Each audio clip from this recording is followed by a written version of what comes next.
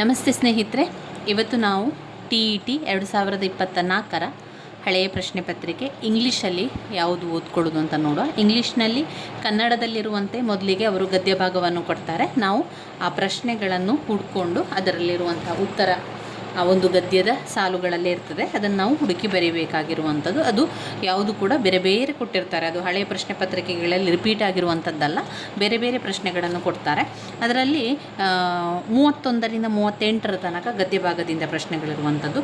ನಂತರ ಬರುವಂಥದ್ದು ಪದ್ಯದಲ್ಲೂ ಕೂಡ ಹಾಗೆ 39ರಿಂದ 45ರ ತನಕ ಪದ್ಯ ಭಾಗದಿಂದ ಅವರು ಪ್ರಶ್ನೆಯನ್ನು ಕೇಳ್ತಾರೆ. ಅದರಲ್ಲಿ ಹುಡುಕಿ ನಾವು ಬರಿಬೇಕಾಗ್ತದೆ.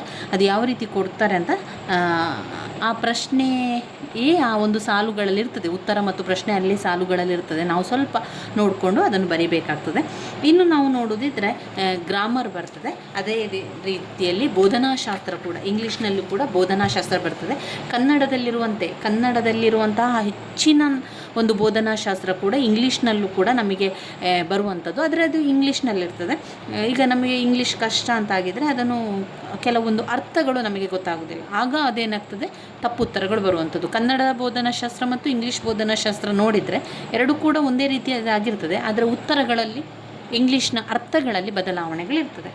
ಇದರಲ್ಲಿ ಕೆಲವೊಂದನ್ನು ನಾವು ಓದ್ಕೊಳ್ಬೇಕಾಗಿರುವಂಥದ್ದು. ಅವರು ಶಾರ್ಟ್ ಫಾರ್ಮ್ ಕೊಟ್ಟಿರ್ತಾರೆ, ನಾವು ಅದನ್ನು ಎಕ್ಸ್ಪ್ಯಾಂಡ್ ಮಾಡಿ ಬರೀಲಿಕ್ಕೆ. ಅಂದರೆ ಈಗ NCTE ಅಂತ ಕೊಡ್ತಾರೆ. ಇಲ್ಲಿ 51ನೆಯ ಪ್ರಶ್ನೆಯನ್ನು ನೋಡಿ, NCTE ಸ್ಟ್ಯಾಂಡ್ ಫಾರ್ ಅಂತ ಕೊಡ್ತಾರೆ. ಅಂದರೆ ಒಂದು ಅಕ್ಷರಗಳನ್ನು ಕೊಟ್ಟು ಇದರ ಫುಲ್ ಫಾರ್ಮ್ ಏನು ಅಂತ ಅವರು ಕೊಡುವಂಥದ್ದು. ಇದು ಪ್ರತಿ ಪ್ರಶ್ನೆ ಪತ್ರಿಕೆಯಲ್ಲಿ ಇರುವಂಥದ್ದು. ಅದು ಕೆಲವೊಂದನ್ನು ನಾನು ಬರೆದಿದ್ದೇನೆ, ಕೆಲವೊಂದನ್ನು ನಿಮಗೆ ನಾನು ತಿಳಿಸ್ತೇನೆ. ಅದನ್ನಷ್ಟನ್ನು ಕಲ್ತಿಡಿ, ಯಾಕಂದರೆ ತುಂಬಾ ಇಂಪಾರ್ಟೆಂಟ್ ಆಗಿರ್ತದೆ ಅದು. NCTC ಅಂದರೆ ಏನು? NCTC ಅಂದರೆ N ಅಂದರೆ ನ್ಯಾಷನಲ್, C ಅಂದರೆ ಕೌನ್ಸಿಲ್, ಫಾರ್ T ಅಂದರೆ ಟೀಚರ್, E ಅಂದರೆ ಎಜುಕೇಷನ್. ಅಂದರೆ ಅವರಲ್ಲಿ ಒಂದೇ ರೀತಿಯ ಸೇಮ್ ಆಗಿರುವಂಥ ಉತ್ತರಗಳಿರ್ತದೆ. ನಮಗೆ ಸ್ವಲ್ಪ ಕನ್ಫ್ಯೂಸ್ ಆಗ್ತದೆ, ಅದರಿಂದ ಜಾಗ್ರತೆಯಿಂದ ಆ ಒಂದು ಉತ್ತರವನ್ನು ನೋಡ್ಕೊಳ್ಬೇಕು. ನೋಡಿ, ಎಲ್ಲ ಕೂಡ ಅದೇ ರೀತಿ ಇದೆ ನೋಡಿ. National council for teacher education, national curriculum for teacher education, national committee for teacher education, national council for technical education ಅಂತ ಇದೆ. ನಮಗೆ ಬೇಕಾಗಿರುವಂಥದ್ದು NCTE ಅಂದರೆ national council for teacher education ಬೇಕು, ನೆನಪಲ್ಲಿ ಇಟ್ಕೊಳ್ಳಿ. National council for teacher education, NCTE ಅಂದರೆ national council for teacher education. ಆ ಒಂದು ಉತ್ತರವನ್ನು 2-3 ಬಾರಿ ಹೇಳ್ಕೊಳ್ಳಿ, ಆವಾಗ ನಿಮ್ಮ ಮೈಂಡಲ್ಲಿ ಅದು ಕೂತ್ಕೊಳ್ತದೆ ಆ ಒಂದು ಉತ್ತರ. ಅದಕ್ಕೋಸ್ಕರ NCTE ಅಂದರೆ national council for teacher education ಅಂತ ನೆನಪಲ್ಲಿ ಇಟ್ಕೊಳ್ಳಿ. National council for teacher education ಅಂದರೆ NCTE ಎನ್ನುವಂಥದ್ದು 2-3 ಬಾರಿ ಹೇಳ್ಕೊಂಡಾಗ ಅಲ್ಲಿ ಪ್ರಶ್ನೆಯನ್ನು ಕೊಟ್ಟಾಗ ನಮಗೆ ಅದು ಆಟೋಮೆಟಿಕ್ ನೆನಪಾಗ್ತದೆ ಸ್ನೇಹಿತರೆ. ಅದರಿಂದ ಹೇಳ್ತಿರುವಂಥದ್ದು. ಇನ್ನು ಕೆಲವೊಂದು ನಾನು ಬರೆದಿರುವಂತಹ ಒಂದು ಫುಲ್ ಫಾರ್ಮನ್ನು ನಾನು ಹೇಳ್ತೇನೆ. ಇದು ತುಂಬ ಪ್ರಶ್ನೆ ಪತ್ರಿಕೆಯಲ್ಲಿ ಬಂದಿರುವಂಥದ್ದನ್ನು ನಾನು ನಿಮಗೆ ತೋರಿಸ್ತಾ ಇರುವಂಥದ್ದು. ಈಗ ಮೊದಲಿಂದಾಗಿ ELT ಅಂದರೆ ಏನು? ELT ಅಂದರೆ ಇಂಗ್ಲೀಷ್ ಲ್ಯಾಂಗ್ವೇಜ್ ಟೀಚಿಂಗ್ ಅಂತ ಇದೆ. CCE ಅಂದರೆ ಏನು? Continuous comprehensive evaluation. TLM teaching learning material. LAC language across curriculum. CBL competency based learning. TPR total physical response. ಇದು ಹಲವು ಬಾರಿ ಕೇಳಿದ್ದಾರೆ. TPR ಅಂದರೆ ಟೋಟಲ್ ಫಿಸಿಕಲ್ ರೆಸ್ಪಾನ್ಸ್ ಎನ್ನುವಂಥದ್ದು. ಇಲ್ಲಿ ನಾನು ಒಂದು ಬರೆದಿರುವಂಥದ್ದು ಅಂದರೆ ಟ್ರೆಷರ್ ಅಂತ ಒಂದು ಉತ್ತರ ಬಂದಿರ್ತದೆ. ಯಾವುದಕ್ಕೆ ಅದು ಅಂತ ಹೇಳಿದರೆ, ಯಾವುದಾದ್ರೂ ಒಂದು ಸೆಂಟೆನ್ಸಲ್ಲಿ ಕೊಟ್ಟಿರ್ತಾರೆ ಅವರು, ಅದನ್ನು ಮೀನಿಂಗನ್ನು ತಗೊಳ್ಳಿಕ್ಕೆ, ಇಂಗ್ಲೀಷ್ನಲ್ಲಿರುವಂಥದ್ದು ಮೀನಿಂಗನ್ನು ಮಕ್ಕಳಿಗೆ ಮೀನಿಂಗ್ ಹುಡುಕಬೇಕು, ಅಥವಾ ಒಂದು ವೊಕ್ಯಾಬ್ಯುಲರಿಗೆ ಮಾತನಾಡಲಿಕ್ಕೆ ಬಳಸಲಿಕ್ಕೆ, ಪ್ರೊನೌನ್ಸಿಯೇಷನ್ ಅಲ್ಲ, ಅಲ್ಲಿ ವೊಕ್ಯಾಬ್ಯುಲರಿ, ಒಂದು ಸರಿಯಾದ ಸೆಂಟೆನ್ಸ್ ಮಾಡಬೇಕು, ಸರಿಯಾದ ಮೀನಿಂಗ್ ನಮಗೆ ಗೊತ್ತಾಗಬೇಕು ಅಂತಂದರೆ ಅದು ಇರುವಂಥದ್ದಲ್ಲಿ ಟ್ರೆಷರ್ಸ್ ಅಲ್ಲಿ ಇರುವಂಥದ್ದು ಮೀನಿಂಗ್ ಮತ್ತು ವೊಕ್ಯಾಬ್ಯುಲರಿ. ಆಮೇಲೆ ಪಿಕ್ಚರ್ ಬುಕ್ ಅಂತ ಒಂದು ಉತ್ತರ ಬರುವಂಥದ್ದು. ಸೆಂಟೆನ್ಸ್ ಸೆಂಟೆನ್ಸ್ ಸ್ಟ್ರಕ್ಚರ್ ಅಂತ ಬಂದಾಗ ಅದು ಪಿಕ್ಚರ್ ಬುಕ್ಕಿಗೆ ಬರುವಂಥದ್ದು. ಪಿಕ್ಚರ್ ಬುಕ್ ಎನ್ನುವಂಥದ್ದು ಸೆಂಟೆನ್ಸ್ ಸ್ಟ್ರಕ್ಚರಿಗೆ ಪಿಕ್ಚರ್ ಬುಕ್. TPR ಅಂದರೆ ಟೋಟಲ್ ಫಿಸಿಕಲ್ ರೆಸ್ಪಾನ್ಸ್ ಬರ್ತದೆ. CBL ಈಗ ಫುಲ್ ಫಾರ್ಮ್ ಮಾಡಲಿಕ್ಕೆ ಇರ್ತದಲ್ಲ, ಅದನ್ನು ಸರಿಯಾಗಿ ನಿಮಗೆ ಗೊತ್ತಿದ್ದರೆ ನಿಮಗೆ ಸುಲಭದಲ್ಲಿ 1 ಅಂಕಗಳು ಸಿಗಲಿಕ್ಕೆ ಏನೂ ಕಷ್ಟ ಆಗೋದಿಲ್ಲ. ಇವಿಷ್ಟನ್ನು ಅವರು ರಿಪೀಟ್ ಮಾಡಿ ಕೊಟ್ಟಿರ್ತಾರೆ. ELT ಅಂದರೆ English language teaching. ELT English language teaching. CCB continuous comprehensive evaluation.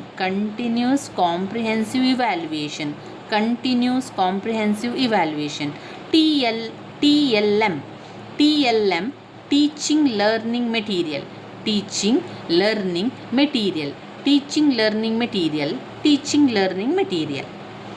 T ಅಂದರೆ ಟೀಚಿಂಗ್, L ಅಂದರೆ ಲರ್ನಿಂಗ್, M ಅಂದರೆ material.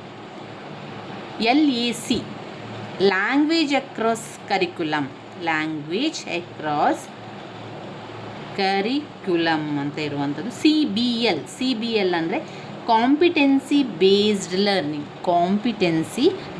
Learning. TPR total physical response. ಈ ಫುಲ್ ಫಾರ್ಮ್ ಇದನ್ನು ನೀವು ನೆನಪಲ್ಲಿ ಇಟ್ಕೊಳ್ಳಿ, ತುಂಬಾ ಮುಖ್ಯವಾಗಿರ್ತದೆ. ನೀವು ಹಳೆಯ ಪ್ರಶ್ನೆ ಪತ್ರಿಕೆ ಎಲ್ಲ ನೋಡಿದರೆ ಇದು ಬರ್ತಾನೆ ಇರುವಂತಹ ಒಂದು ಪ್ರಶ್ನೆ. ಆದ್ದರಿಂದ NCTE ಸ್ಟ್ಯಾಂಡ್ ಫಾರ್ ಅಂತ ಕೇಳ್ತಾರೆ, ಅಥವಾ ELT ಸ್ಟ್ಯಾಂಡ್ ಫಾರ್ ಅಂತ ಕೇಳ್ತಾರೆ. ಒಂದು ಪ್ರಶ್ನೆ ಆ ರೀತಿಯಾಗಿ ಇದ್ದೇ ಇರುವಂಥದ್ದು. ಇನ್ನು ನೀವು ಈ ಒಂದು ಪ್ರಶ್ನೆಯನ್ನು ನೋಡಿ, second tongue of all the teacher in general and right hand of A language teacher. ಈಗ ನೀವು ಕನ್ನಡದಲ್ಲಿ ಅದೇ ಪ್ರಶ್ನೆ ಇದೆ ಸ್ನೇಹಿತರೆ, ಯಾವುದದು? ಶಿಕ್ಷಕರ ಎರಡನೆಯ ನಾಲಿಗೆ ಯಾವುದು ಅಂತ ಕೇಳ್ತಾರೆ. ಎರಡನೆಯ ನಾಲಿಗೆ ಅಂತ ಹೇಳಿದರೆ ಟೀಚರ್ ಪಾಠ ಮಾಡ್ತಾ ಇರ್ತಾರೆ, ಅವರಿಗೆ ಜೊತೆಯಾಗಿ ಒಂದು ಸಹಾಯ ಮಾಡುವಂಥದ್ದು ಯಾವುದು? ಕಪ್ಪು ಹಲಗೆ ಅಂದರೆ ಬ್ಲ್ಯಾಕ್ ಬೋರ್ಡ್. ಚಾಕ್ ಬೋರ್ಡ್ ಅಂತ ಕೇಳ್ತಾರೆ, ಚಾಕ್ ಬೋರ್ಡ್ ಅಂತ ಕೂಡ ಹೇಳ್ತಾರೆ, ಬ್ಲ್ಯಾಕ್ ಬೋರ್ಡ್ ಅಂತ ಹೇಳುವಂಥದ್ದು. ಅಥವಾ ನಾವು ಕನ್ನಡದಲ್ಲಿ ಆದರೆ ಕಪ್ಪು ಹಲಗೆ ಅಂತ ಹೇಳ್ತೇವೆ. ಅದುವೇ ಕನ್ನಡದಲ್ಲಿರುವಂಥದ್ದೇ ಇಂಗ್ಲೀಷ್ನಲ್ಲಿ ಕೂಡ, ಅದುವೇ ಬೋಧನಾಶಾಸ್ತ್ರದಲ್ಲಿ ಎರಡನೆಯ ನಾಲಿಗೆ, ಶಿಕ್ಷಕರ ಎರಡನೆಯ ನಾಲಿಗೆ ಅಥವಾ second tongue of all the teacher in general and right hand of the language teacher is chalk board ಅಂತ ಬರುವಂಥದ್ದು. ಆ ಚಾಕ್ ಬೋರ್ಡೇ ಶಿಕ್ಷಕನ ಎರಡನೆಯ ನಾಲಿಗೆ ಎನ್ನುವಂಥದ್ದು ನೆನಪಲ್ಲಿ ಇಟ್ಕೊಳ್ಳಿ. NCTE ಸ್ಟ್ಯಾಂಡ್ ಫಾರ್ ಏನು? National council for teacher education.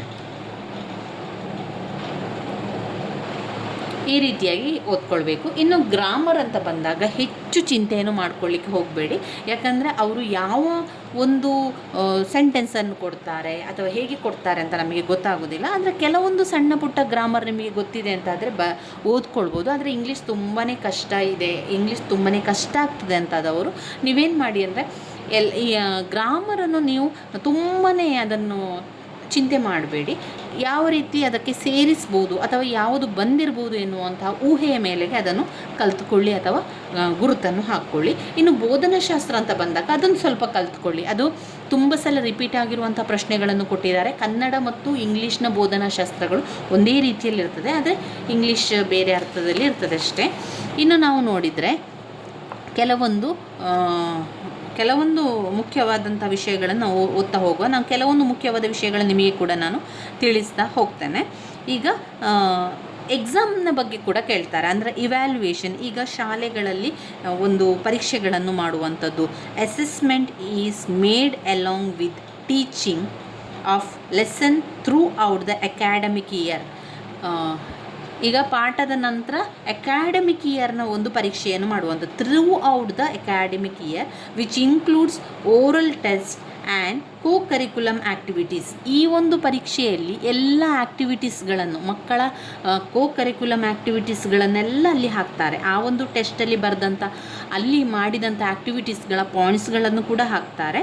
ಆಮೇಲೆ ಓರಲ್ ಟೆಸ್ಟ್, ಬಾಯಲ್ಲಿ ಮಾಡಿದಂಥ ಟೆಸ್ಟಿನ ಒಂದು ಅಂಕಗಳನ್ನು ಕೂಡ ಅದರಲ್ಲಿ ಹಾಕ್ತಾರೆ.